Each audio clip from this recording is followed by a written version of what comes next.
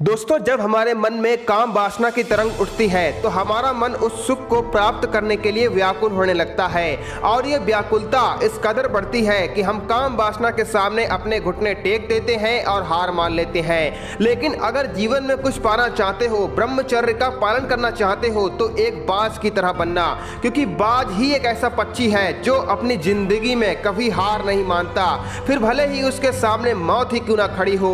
एक बाज की उम्र लगभग 70 साल की होती है, लेकिन जब बाज 40 की उम्र पे पहुंचता है तो ये बूढ़ा हो जाता है, जिसकी वजह से इसकी चोंच जो कभी बहुत तीखी और नुकीली होती है वो आगे की तरफ मुड़ जाती है। ऐसे में बाज भोजन को सही से निगल नहीं पाता, उसके पंख भी भारी हो जाते हैं और शरीर के साथ चिपकने लगते हैं, जिसकी वजह से ये ठीक तरीके से उड़ भी नहीं पाता। इसके पंजे भी लंबे और लचीले हो जाते हैं, जिससे वो शिकार करने के लायक भी नहीं रहता। ऐसे में बाज के पास दो ऑप्शन है, या तो वो चुपचाप भूखा प्यासा मृत्यु के आगोश में सो जाए या फिर स्वयं को फिर से स्थापित करे। ऐसे में बाज दूसरे ऑप्शन को चुनता है, जिसमें उसे असहनीय पीड़ा से गुजरना होता है। इसके बाद बाज उड़कर के सबसे ऊंची चोटी पर पहुंचकर सबसे पहले अपना घोंसला बनाता है और फिर शुरू होता है परेशानियों को जड़ से उखाड़कर आसमान में उड़ने का सफर। बाज सबसे पहले अपनी चोंच को चट्टान पे मारना शुरू करता है। ऐसे में उसको असहनीय पीड़ा होती है, लहूलुहान हो जाता है, पर वो उस पीड़ा को सहता हुआ अपनी चोंच को तोड़ देता है। इसके बाद बाज अपने पंजे के नाखूनों को चट्टान पे रगड़ रगड़ के छोटा कर लेता है। यहाँ पे वो दर्द सहता है। जब उसकी नई चोंच आ जाती है तो वो अपनी नई चोंच से अपने भारी पंखों को एक एक करके अपने शरीर से अलग कर देता है। यहाँ भी वो दर्द सहता है पर हार नहीं मानता। इसके बाद उसके नए पंख आ जाते हैं। इस दर्द भरी प्रक्रिया में बाज को 6 से 7 महीने का समय लगता है।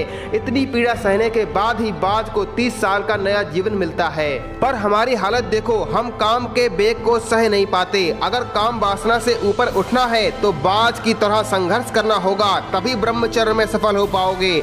जब कोई काम हमें असंभव लगता है और हम उस काम को छोड़ने के लिए तैयार हो जाते हैं, उस समय हम सफलता के बहुत करीब होते हैं। ऐसी स्थिति में एक बार और प्रयास जरूर करना चाहिए।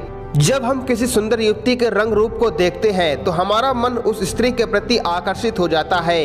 ऐसी स्थिति में काम जागृत होने लगता है, मन में गलत ख्याल आने लगते हैं। ऐसी दशा में हमें उस स्त्री के शरीर के भीतर की अवस्था पर ध्यान देना चाहिए कि यह तो हड्डी मांस का एक पिंजर है, इसमें तो कफ, रक्त, मैल, गंधादि के नाले परनाले हैं। ऊपर की त्वचा से ढका हुआ होने से इसके भीतर का दृश्य छिप रहा है। इसमें तो असंख्य कीटाणु इत्यादि हैं। यह कलयुगी शरीर तो तमोगुणी तत्वों का बना हुआ है और काम विकार रूपी विष से जन्मा हुआ है। अतः इस मांस के लोथड़े अथवा मुट्ठी भर हड्डियों के प्रति मेरा आकर्षित होना मूर्खता ही तो है। यह तो कलयुगी रोगी और झूठी काया है। अतः इस पुतले के पीछे पलीद होना, गोया आंखों पर पट्टी बांधकर गर्त में गिरने की कोशिश करना है।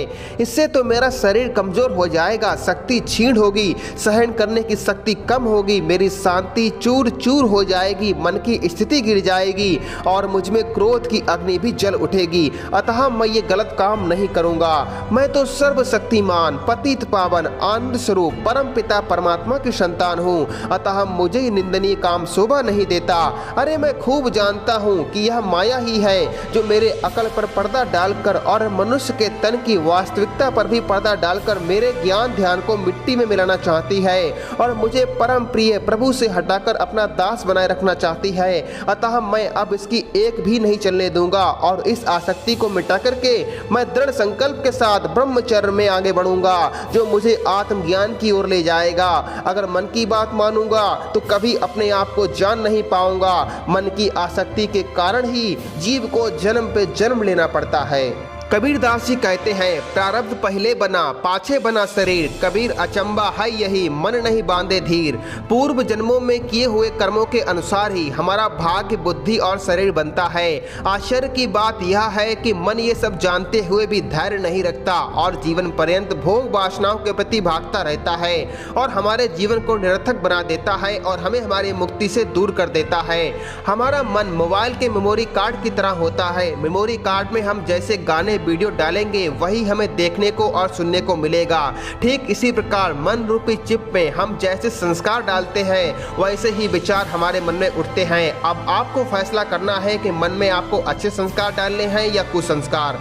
दोस्तों, जैसे कोई मालिक किसी गधे को साफ सुथरा करके उसे श्रृंगार करता है, परंतु वह गधा फिर भी मिट्टी में जाकर लौटकर फिर पहले की तरह मैला हो जाता है, वैसा ही हाल ऐसे कामी मनुष्य का भी होता है, जिसको भले ही ईश्वरीय श्रृंगार किया जाए परंतु वह जाकर फिर माया रूपी मिट्टी में स्वयं को मैला कर देता है। अगर अब भी अपने मन को नियंत्रण में नहीं किया तो जन्म जन्मांतर तक भटकते रहोगे।